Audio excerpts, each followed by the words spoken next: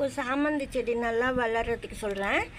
பாருங்கள், சாமந்தி செடி ஏற்கனவே நட்டிருக்கு. நம்ம நல்லா வளரணும் அப்படின்னா கரெக்டாக ஃபெர்டிலைசர் கொஞ்சம் போல் கொடுத்துக்கிட்டே வரணும். ஏற்கனவே சொல்லியிருக்கிறேன், நான் வந்து கடலை புண்ணாக்கெல்லாம் கொடுக்கணும்னு சொல்லிட்டு. கடலை புண்ணாக்கு வந்து 3 days தண்ணியில் ஊற வச்சுட்டு கொஞ்சமாக வெல்லம் கலந்து நல்லா தண்ணியாக ஊற்றணும். ரொம்ப லிக்விடாக கொடுத்தா தான் நல்லது. திக்காக ஊற்றினா செடி காயும், இலைலாம் கூட காயும். கடலை புண்ணாக்கு ரொம்ப நல்லது. இப்போ வந்து இந்த பூவெல்லாம் மலர்னா கூட ஏற்கனவே வந்து மோர் ஊற்றணும்னு சொல்லியிருக்கிறேன். நல்லா விரியலைன்னா மோரும் கொஞ்சம் பெருங்காயம் அது போல் போட்டு கலந்து தண்ணியில் ஊற்றலாம். ஒரு 15 days ஒன்ஸு ஒரு வாட்டி நீங்கள் மோர் பெருங்காயம் கொடுத்தீங்கன்னா அடுத்த வாட்டிக்கு வேறு ஃபெர்டிலைசர் 15 daysக்கு நீங்கள் கொடுக்கணும்.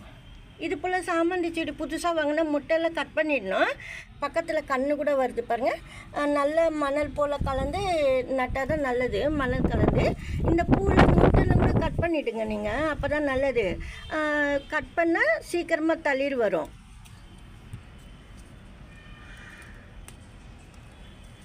இப்போ நான் சிசர் கொண்டு வரல, அப்புறமா நான் கட் பண்ணிவிடுவேன். மொட்டு ஃபுல்லாக கட் பண்ணிடலான்னு இருக்கேன், அப்போ தான் சீக்கிரமாக வளரும்னு சொல்லிட்டு.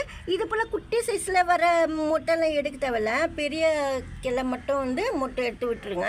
ஏன்னா இது வந்து சின்ன சைஸில் இருக்குது, இது நல்ல பக்கத்தில் கூட கன்று வருது. அதனால் இந்த கிளை பகுதி வந்து பூக்கட்டும். சின்ன சின்ன பிரான்ச்சஸ்லாம் நம்ம கட் பண்ண தேவையில்ல. பாதி அளவு நல்லா அது போல் கட் பண்ணால் தான் நல்லது. சாமந்தி செடிக்கு சீக்கிரமாக தளிர் வைக்கும். மொட்டு வரணுன்னா பொட்டாஷ் கொடுக்கணும். பொட்டாஷ் கொடுக்கணுன்னா வாழைப்பழத்தோல் காய வச்சுட்டு பவுட்ரு போடுங்க. நீங்கள் காய வச்சுட்டு போட்டால் ரொம்ப நல்லது. இது வந்து ஏற்கனவே சாமந்தி கன்று நட்டு அந்த செடி தான் இது. பழுத்து போயிடுச்சுன்னா நம்ம இலையெல்லாம் இது போல் எடுத்து விட்டுடணும், அப்போ தான் சீக்கிரமாக வளரும்.